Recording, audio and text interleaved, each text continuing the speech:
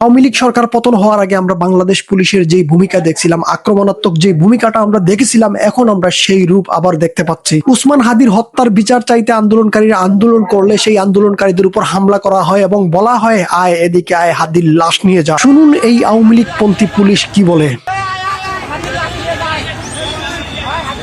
আয় এদিকে আয়, হাদির লাশ নিয়ে যা। পুলিশের এমন আচরণ আমরা দেখেছিলাম জুলাই আন্দোলনের সময়, যখন ছাত্রদেরকে গুলি করে পাখির মতো হত্যা করা হচ্ছিল। সেই সময় আমরা এই আচরণ দেখছিলাম, এখন আবার পুনরায় দেখতে পাচ্ছি। এই সাহস তারা পাচ্ছে কোথায়? কোনো একটা রাজনৈতিক দল তো এখনো ক্ষমতায় আসেনি, বিএনপিও ক্ষমতায় আসেনি, জামাতও ক্ষমতায় আসতে পারেনি। তবে জামাতের চেয়ে বিএনপির পাওয়ারটা একটু বেশি আছে। তাহলে কি তারা বিএনপির পাওয়ার নিয়ে এই ধরনের কথা বলার সাহস পাচ্ছে? আমরা তো জানি যে আওয়ামী লীগের ম্যাক্সিমাম নেতা এখন বিএনপিতে যোগ দিয়েছে, বিএনপি কে লিড করছে। তার মানে কি পুলিশ এখন বিএনপির কথায় উঠছে বইছে? এছাড়া আর কোনো অপশন নাই। আপনি জামাতকে দোষারোপ করতে পারবেন না, কারণ জামাত হাদি হত্যার বিচারের পক্ষে, তারা হ্যাঁ ভোটের পক্ষে। বাংলাদেশ জামায়াতে ইসলামী চায় যেন হাদি হত্যার বিচার হয় এবং যারা হত্যার সাথে জড়িত আছে সবাইকে শাস্তির আওতায় আনা হয়। শুধুমাত্র এই একটা রাজনৈতিক দলকেই আপনি পাবেন যে হাদি হত্যার বিচার চায়। হাদিকে চিনে না এমন মানুষকে খুঁজে পাওয়া কঠিন হয়ে যাবে। জামাতের প্রত্যেকটা নেতা হাদিকে চিনে, কিন্তু বিএনপির সবচেয়ে বড় একজন নেতা মির্জা ফখরুল সাহেব হাদির নামটা মুখে নিতে পারছেন না। এমনকি ইনকিলাব মঞ্চ যে হাদির একটা সংগঠন,